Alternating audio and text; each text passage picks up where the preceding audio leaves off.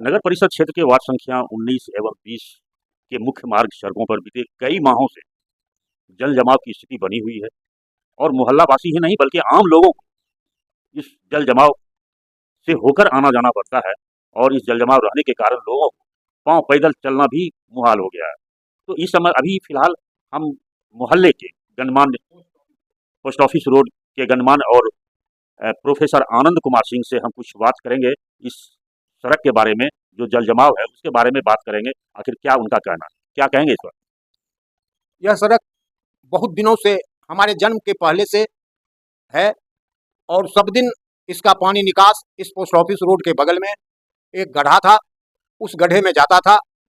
गड्ढा कालांतर में जब जनसंख्या बढ़ी तो जिनका गड्ढा था उन लोगों ने जमीन भरवा भरवा के अपना मकान बना लिया, जिससे कि इस सड़क पर विगत 3-4 वर्षों से वर्षा के समय में पानी लग जाता था। लेकिन इधर साल भर से अब स्थिति यह है कि सालों भर इस रोड पर, पोस्ट ऑफिस रोड पर पानी जमी रहती है। यह नगर से एनएच तक जाने का एक रास्ता है। एनएच से भी लोग इधर से आते जाते हैं। जब पीडब्ल्यू स्कूल रोड जाम होता है तो इसी से आवागमन होता है। इससे लोगों को काफ़ी दिक्कतें हो रही है, पानी काफ़ी महकता है, यहाँ की स्थिति बदतर बन चुकी है। गुजारिश है मेरी नगर परिषद के पदाधिकारियों से, नगर परिषद से जल्द इसका निदान किया जाए।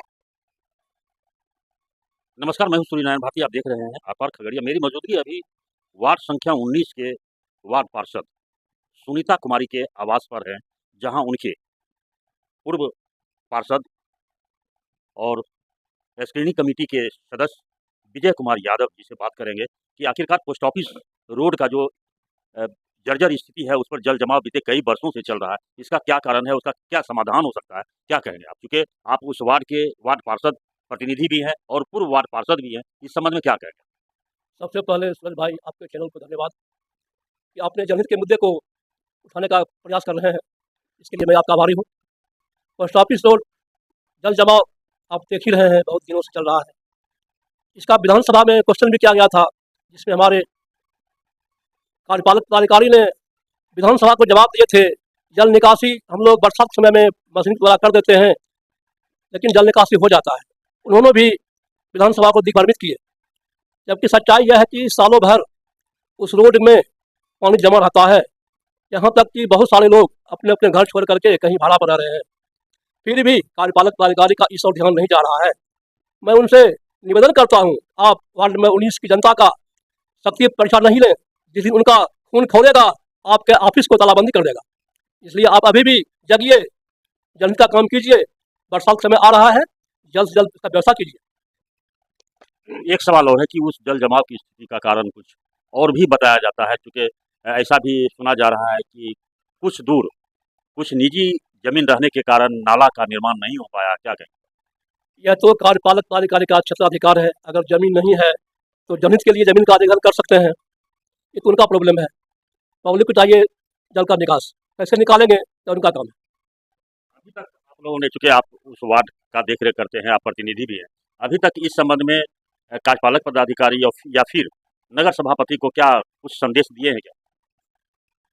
इसको लेकर के कई बार मैंने पहले भी, जब मैं पार्षद था उस वक्त भी सदन में उठाया था। अभी भी नवनिर्वाचित जो पार्षद हैं सुनीता कुमारी, फर्स्ट बैठक में यह मुद्दा उठाया गया था और मैंने कई बार लिखित में उनको दिया था, जो मेरे पास प्रूफ है, लेकिन आज तक कार्यपालक पदाधिकारी के द्वारा इस पर कोई ठोस निर्णय नहीं लिया गया। नगर परिषद क्षेत्र संख्या 19 और 20 जो पोस्ट ऑफिस रोड में अवस्थित है वह मार्ग, वहाँ बीते कई वर्षों से जल जमाव की स्थिति बनी हुई है और घर वाले ही नहीं बल्कि आम लोगों को उस रास्ते में आना जाना बहुत दुश्वार हो गया है। जब तक कोई वाहन से उस रोड से नहीं गुजरेगा तब तक कोई उपाय नहीं है। पाँव पैदल चलना बहुत स्थिति गड़बड़ है। उस रोड के निर्माण के बारे में या फिर नाला निर्माण के बारे में आप क्या कहेंगे, क्या योजना है? मेरे यहाँ से बहुत ही ऐसे तो पब्लिक का रिक्वेस्ट था, लेकिन पब्लिक से पहले से हमको पता था वो बात, क्योंकि हम भी यहीं से बिलोंग करते, यहीं रहे हैं और लगभग वो 15 से 20 साल से उस रोड का ये दुर्दशा है। तो हमारे आने के बाद हम उसमें लग भीड़ के काम उसे शुरू करवाए थे।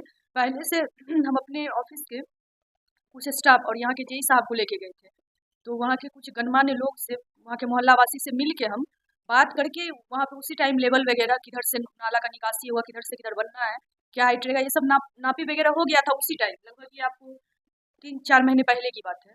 और उसके बाद हम सब लोग, और फिर हम ये भी बोल दिए थे कि टेक्निकल जो चीज़ था वो जिस हिसाब से सब लोगों के सामने ही करवाए, मैक्सिमम लोग वहाँ थे।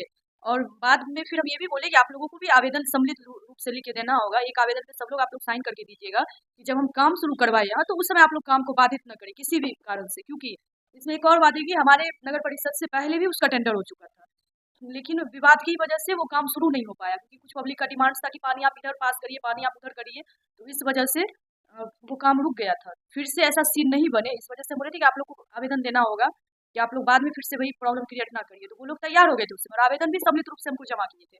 लेकिन जैसा कि आप सभी को पता है कि काम शुरू होने के कुछ दिन बाद ही वहाँ पे रुकवा दिया गया काम कुछ लोगों के द्वारा।